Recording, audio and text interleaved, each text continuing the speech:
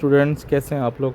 अच्छा बच्चों, आज हमने पढ़ना था डू वाइल लूप को। बगैर टाइम ज़ाया किए हम अपने टॉपिक को शुरू करते हैं। आपको याद होगा लास्ट लेक्चर में हमने पढ़ा था वाइल लूप, ठीक है। तो आज हम पढ़ेंगे डू वाइल लूप को। ओके, तो डू वाइल लूप में हमने ये जाना था कि हम वाइल लूप में रेपिटिशन जब हमने करनी हो, एक चीज़ को बार बार रिपीट करना हो, तो हम जो है वाइल लूप यूज़ करते हैं। फिर हमने ये भी पढ़ा था कि जो लूप्स की हमारे पास 3 टाइप हैं, फॉर लूप है, वाइल लूप है, डू वाइल लूप है। तीनों का काम एक है और थोड़ा सा बस इनके सिंटेक्स में फ़र्क आता है और इनकी वर्किंग में थोड़ा सा फ़र्क आता है, कोई इतना ज़्यादा फ़र्क नहीं है। जब हमने वाइल लूप की बात की थी तो उसमें हमने क्या कहा था कि सबसे पहले हमारे पास इनिशियलाइजेशन आती है, ठीक है। फिर आपके पास वाइल आता है, कीवर्ड आता है और उसके अंदर हम क्या करते हैं, कंडीशन देते हैं। फिर कंडीशन देकर उसके बाद हमारे पास लूप की बॉडी बनती है और उसके अंदर फिर आपके पास क्या आती हैं, स्टेटमेंट्स आती हैं। स्टेटमेंट्स एक से ज़्यादा हो सकती हैं और फिर हम क्या करते हैं, इंक्रीमेंट या डिक्रीमेंट करते हैं। तो ये हमारे पास सिंटेक्स था वाइल लूप का, ठीक है।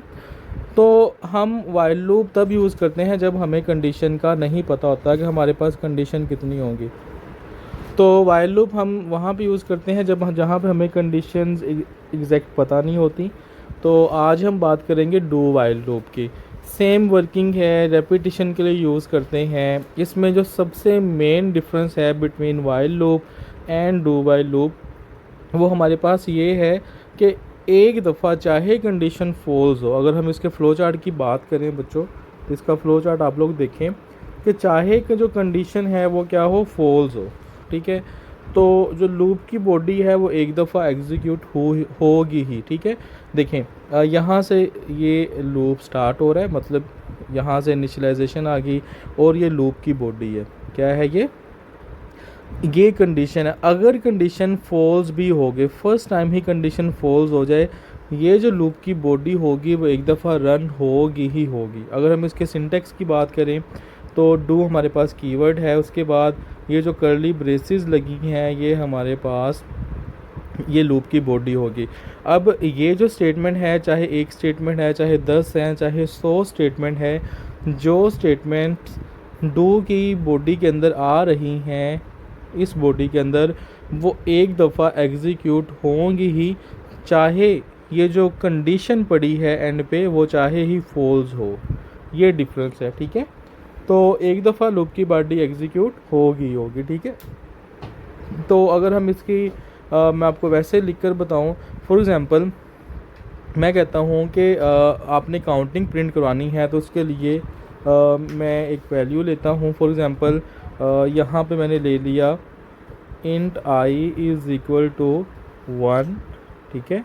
इनिशियलाइजेशन कर ली, यहाँ पे मैंने कर दिया डू, ठीक है, कि डू ये काम करो, ठीक है। और ये मैंने लूप की बॉडी शुरू कर ली। मैं कहता हूँ प्रिंट आई, क्या कह रहा हूँ मैं, आई को क्या कर दो, प्रिंट कर दो, ठीक है। अब अगर इसके सिंटेक्स की बात करें बच्चों, तो वो हमारे पास प्रिंट एफ आ जाएगा। मैं उसमें पाइथन में चला गया था। यहाँ पे आ जाएगा परसेंटेज डी और यहाँ पे क्या आ जाएगा, आई आ जाएगा और ये सेमीकोलन आ जाएगा, ठीक है। और ये लूप की बॉडी क्या होगी, क्लोज होगी और यहाँ पे कंडीशन आएगी। बच्चों ये इसका सिंटेक्स है कि जो कंडीशन है वो यहाँ पे आएगी। अब यहाँ पे मैं कहता हूँ आई, जो आई है वो ग्रेटर देन है और इक्वल है 5 के।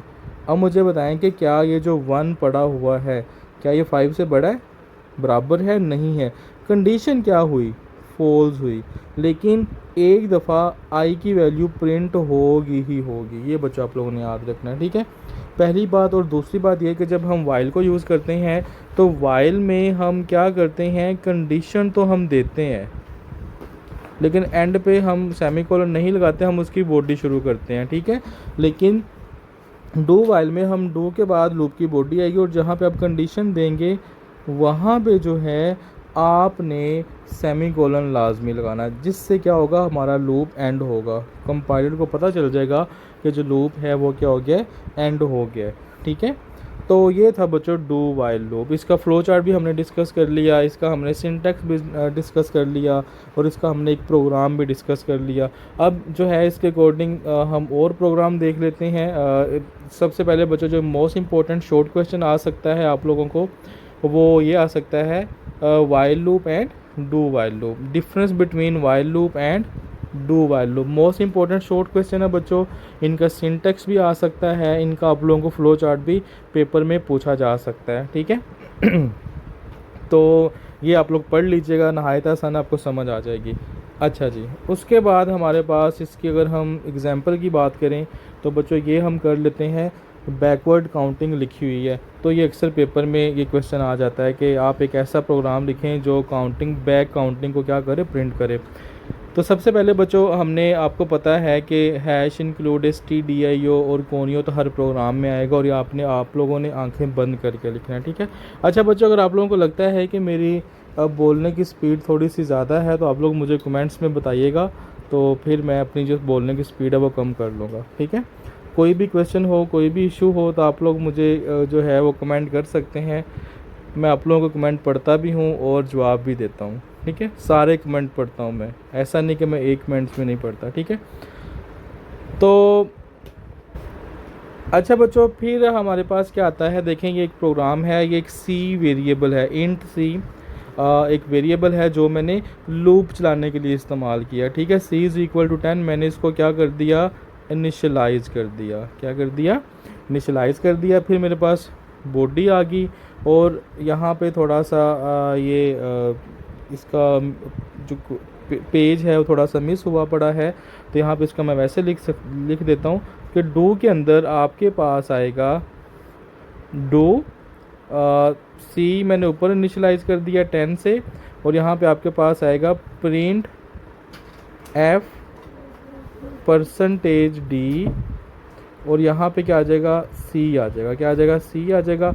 और यहाँ पे इसका डिक्रीमेंट आ जाएगा आई, सी जो है वो मैं माइनस कर दूंगा। सी बच्चों क्या कर दूंगा, माइनस कर दूंगा। और ये जो डू की जो बॉडी है ये क्लोज हो जाएगी, और यहाँ पे कंडीशन आएगी कि लूप आपने कहाँ तक चलाना है, तो वो मेरे पास आ जाएगा C less than equal to 1। Sorry, यहाँ पे आप देखें अगर लेस देन नहीं आ सकता, लेस देन आएगा तो कंडीशन फॉल्स हो जाएगी। तो यहाँ पे बच्चों क्या आएगा, ग्रेटर देन आएगा। क्या आएगा बच्चों, ग्रेटर देन। सी जो है वो ग्रेटर देन इक्वल टू 1 आएगा, ठीक है। तो इस तरह जो काउंटिंग है वो 10, 9, 8 और 1 तक क्या होगी, प्रिंट होगी, ठीक है बच्चों। तो मैं उम्मीद करता हूँ कि आपको आज का लेक्चर जो है बड़े अच्छे से समझ आया होगा। तो आप लोग मुझे बताइएगा कि क्या मुझे कोई और एग्जांपल भी करवानी चाहिए या नहीं करवानी चाहिए। तो अगर आप लोग कहेंगे कि सर और एग्जांपल्स करवा दें तो इंशाल्लाह मैं आप लोगों को और एग्जांपल करवा दूंगा और उसके लिए एक अलग वीडियो बना दूंगा, ठीक है बच्चों। तो अपना ख्याल रखिएगा, अल्लाह ताला आपको पढ़ने की तौफीक दे और अच्छे से काम करने की तौफीक दे।